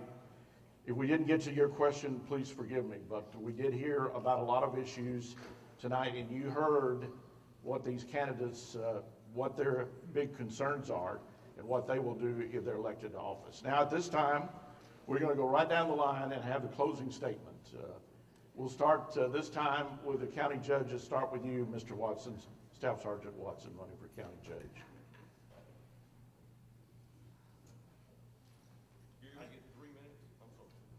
Yes. I just want to thank everyone for coming out here, and it all starts with you guys. One of the problems that we have within a lot of governments, not just within the county, but we have, is that we don't follow Article 1, Section 2 of the Texas Constitution, that the people have the power. And what I want to bring to Anderson County is transparency through Commissioner's Court. When we have items on the agenda, and through those items, we might have an enclosure, but those enclosures aren't available to us. They might approve an agenda early Friday morning, and then maybe 4:30 it's put on the website, and we can see what those items are, but we can't see the enclosures. We can't see what they're doing at the Civic Center and how much they're going to pay for that, or who the poll judges are going to be, or different information like that. We need to have a hyperlink there so we can see that information. We should have to call our commissioner over the weekend and try to figure this out, because that's okay when it's once or twice. But when there's 15 different enclosures, and you want to know every commissioner's court, well, that's hundreds of enclosures throughout the year that they're not sharing with us. So I really feel that we need to bring it back where that the people are making decisions. Now, a lot of people have asked different questions about my training and experience, and so I have all types of training through the military and through the State Guard. I have emergency management training. I went through artillery training. I went through combat combo. I went through Eagle First Responder, which is medical training. I have college courses. I'm actually took a break from college to run as county judge, but I'll have my I'm going to be going to Tarleton State and finishing my degree. I have 30 hours that I need for my bachelor's, and the program that I'm involved in, the last 6 hours are going to go to my master's. So I'm doing like a dual program at the same time, and I'll be starting those classes the second 8 weeks, which is the March semester, as long as we're not in a runoff. That's kind of all I have, Art. Thank you.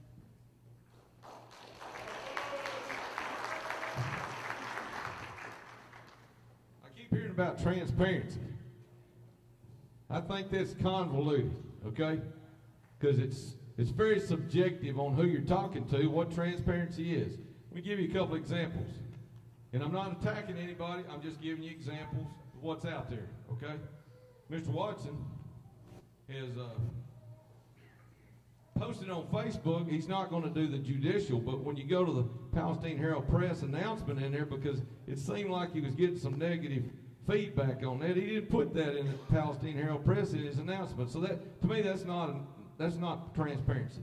And I tell you what, I've been working real hard trying to find out some things that are going on. And I've got a lot of people talking to me now, okay? And I'm going to share with you, I've got a book over here that I got a handout, okay? because I knew I wouldn't get to talk about it much. Okay, it's from open records request, state law, Judicial Conduct Commission, and some other things, newspaper ads or newspaper announcements. Okay, so let's kind of drain the swamp just a little bit here. All right. Now I did this job. I did it for a long time, so a lot of people wouldn't recognize it. And I'm not sure that Robert knows it. Okay. If you look at, and you can Google this, Texas Government Code 25.0042, scroll down to letter K. It says, all appeals from the Justice and Inferior Courts, which is the city of Frankston, Palestine, and Elkhart, must be filed with the county court at law. Now, I checked. Judge Brenda Johnston's appeals from the city are going to the county court at law. But Judge Johnston's been here a lot of those, okay? A lot of them. And I got a report from the Office of Court Administration. And out of about 1,500 judgments for the last 11 years, 1,100 and something were dismissed. Those are all traffic cases. Now, the next thing is Judge Brenda Johnston is the municipal judge, like I just said, and they're doing that right, okay? She's making $40,000. That's in the announcement in the paper by the city manager. It's actually $39,999.96, okay? So she's the municipal judge, okay? She's also has a contract. It's a private service contract for $64,800, and it doesn't even require a certain number of hours. So 2 hours, you get $5,400 a month with the district attorney's office. And I cannot find in the minutes of the commissioner's court where that was ever approved by the commissioner's court. Okay, so that's $104,000. So anyway, I got a handout. One more thing, Gary. They spent $570,000 on remodeling the courtrooms up there. I did an open records request. And as far as I can find, they did not contact the Texas Historical Commission and get pre-clearance. And you have to do that under state law. It's $50 to $1,000 a day per day for each violation.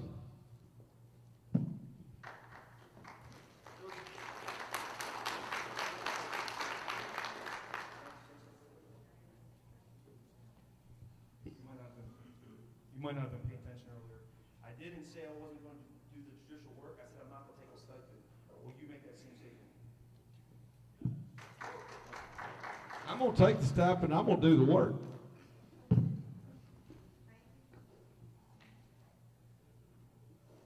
I don't know where to start, to be honest with you.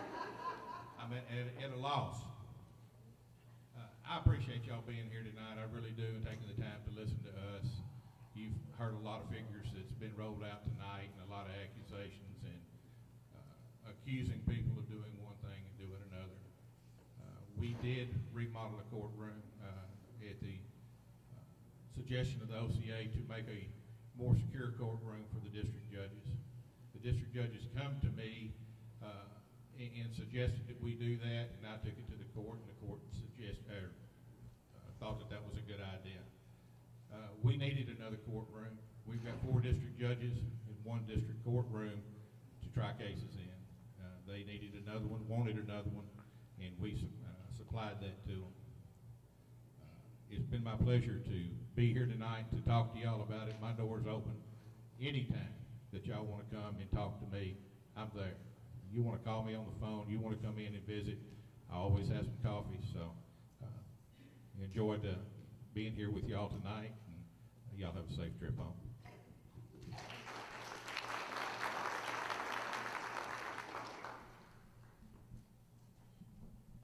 I want to thank you all, too, for being here this evening.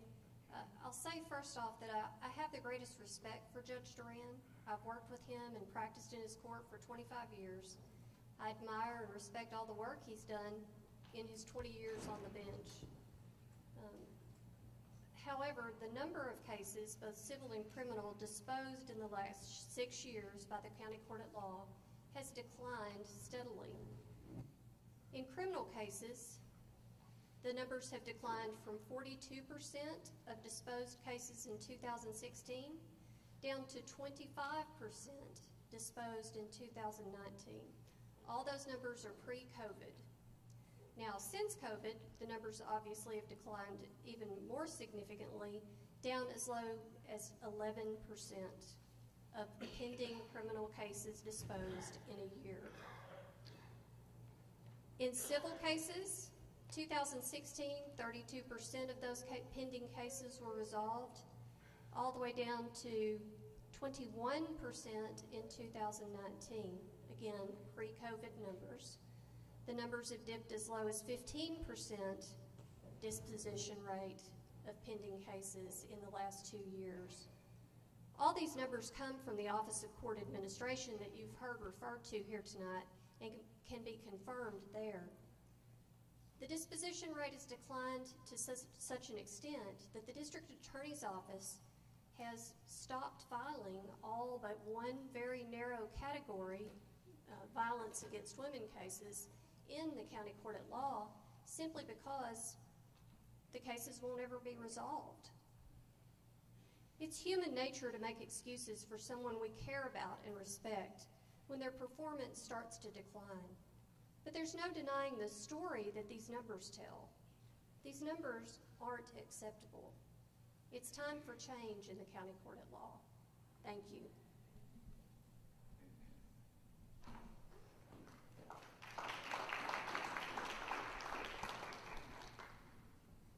Since we've decided to talk about numbers tonight, I'm going to give you a few. The OCA does a verified report on an annual basis that runs from September 1st until August 31st of the following year. So the last verified report that we have is from September of 2021 rather. At the end of 2020, on the criminal side, there were a total of 772 criminal cases pending in the county court at law. In the county court, which Judge Johnston runs, the total was 1,208. In the municipal court, which Mrs. Johnston runs, the total was 4,336. If you move forward to December 1st of 2021, the total number of cases pending on the criminal docket in the county court at law was 798. In the county court, it was 1,306. Our court, and remember, we have a multifarious docket. We take all kinds of cases. The criminal docket is about 15% or less of everything that we do. On the final thing that I wanted to mention was mental health cases. The hospital hires Ms. Johnston to handle those cases. They are brought in two ways, usually by what's called an EDW, which is an emergency detention warrant. Most of those now, and grateful to me, because I don't like getting the calls at 2 and 3 in the morning, are signed by Judge Johnston. But because of the conflict of interest, because his wife cannot practice in his cases, they're all filed in court of law, in my court. The cases have various stages. The final stage is a report that the lawyer is supposed to file that reports disposition of the case, that is, that the patient's been released from the hospital either before or after a final order. Ms. Johnston never files those reports. So if you look in the records in the county clerk's office today, you will see 3,993 pending mental health cases. One of the people down in the office down there said, it looks like we've got 3,993 patients in the psych ward at our hospital. And that's certainly not true. And it's just because she hadn't finished the job in those cases. So I'm asking for your support. I've done the best I can to do you a service to the families and to the children of Anderson County. I would like your support to continue that. Thank you.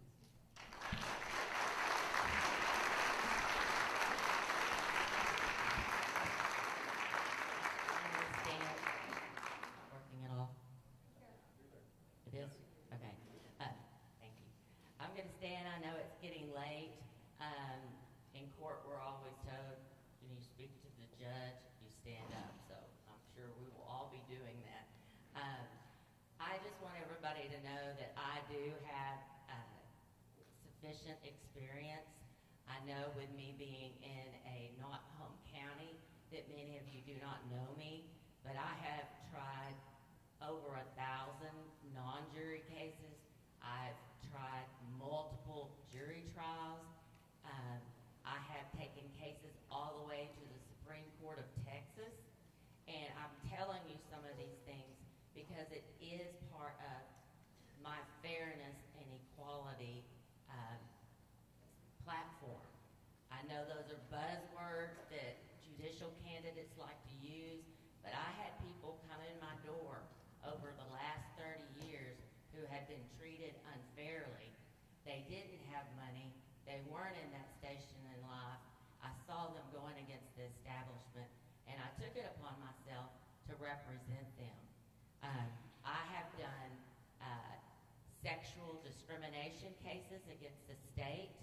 I've done gender discrimination cases against the state, both of which went to the Supreme Court and were affirmed.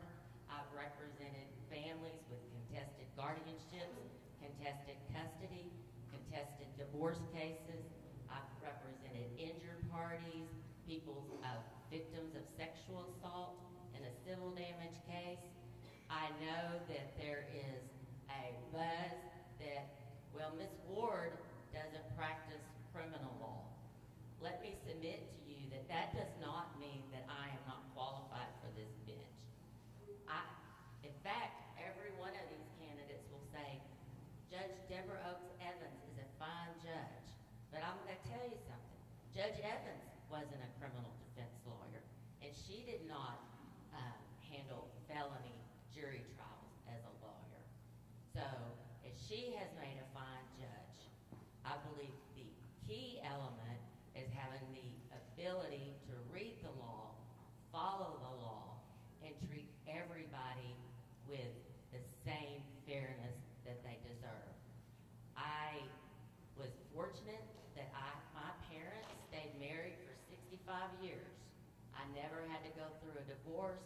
I had parents who were working parents who really emphasized all of the 4 kids getting their education. I have realized in my 31 years of practicing law in a rural area with a grassroots type of practice Okay, that time's not up. everybody is blessed. And what I would tell you is that if you come into my courtroom, I can pledge to you that I am going to treat you fairly. And I will also pledge to you that I will be a working judge just like I have been as a 31-year-old solo practitioner.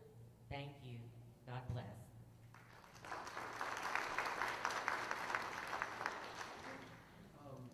I just want to thank you all for being here and taking the interest in learning about the candidates and participating in a very important function that we have that a lot of places in the world don't have. The ability to choose who runs your government, who serves you, the people. That's something we can't take for granted, and the folks here are obviously not taking that for granted. Each of these attorneys up here, I know all of them, Ms. Ward not quite as much as the other two, you have some hard choices. All of us up here are qualified. We're developed law degrees, been practicing in a variety of areas. So what I would encourage you to do is just do your research for the candidates. Ask people who have had interactions with them, who have perhaps used them as their lawyer, perhaps had them on the other side. You're in a small town, you bound to know somebody who has it, and do your research that way. And read what we put out, and make your choices, informed choices, because that's the most important thing when you go into that voting piece.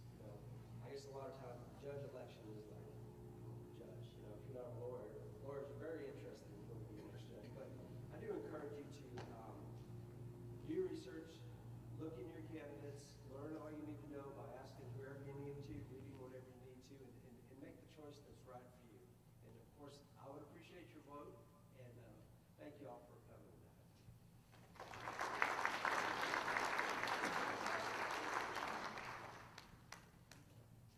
I'm going to go back and answer one of those questions that was asked to the county court of law judge. What makes a good judge? Good judge has a good judicial temperament.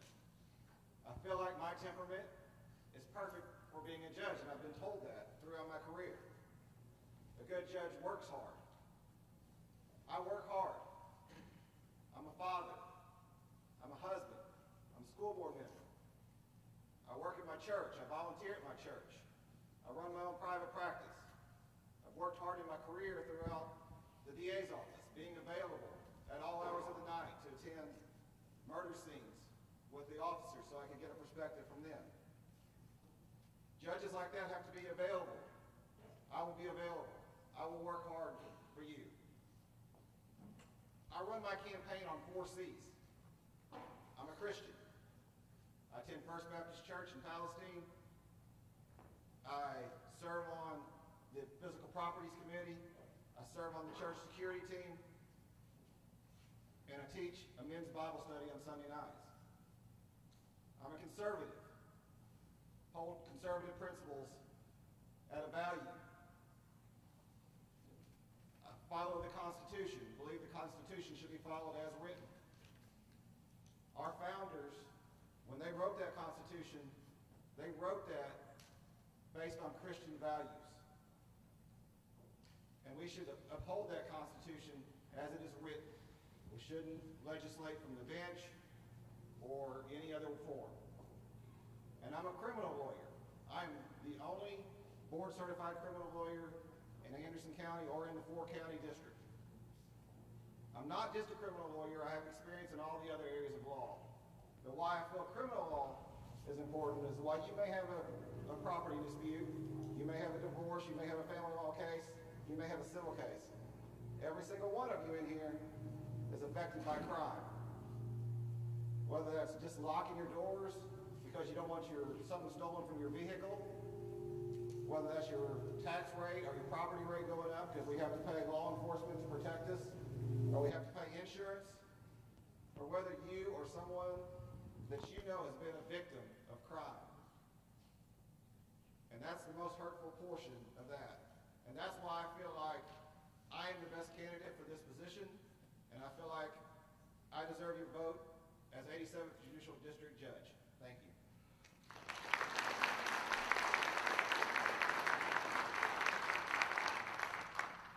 First thing, as everyone did, I'd like to thank you for being here.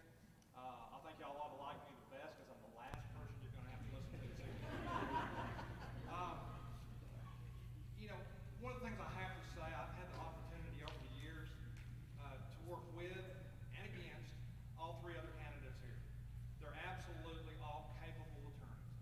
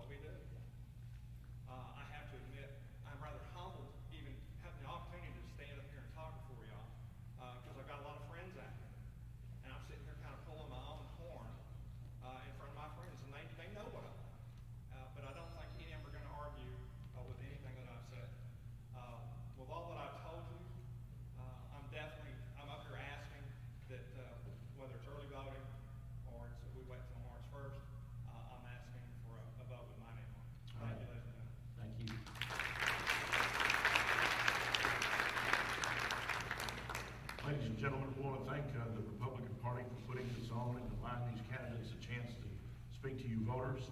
In closing, the last thing I want to say is get out and vote. I got my voter registration card just the other day, and the first thing I did, I signed it. And I always vote. Vote. Your vote does count. Just take a look across Anderson County, how many of the races are decided by just a few votes. Your vote does count. Whether you vote early or on election day, that's your choice.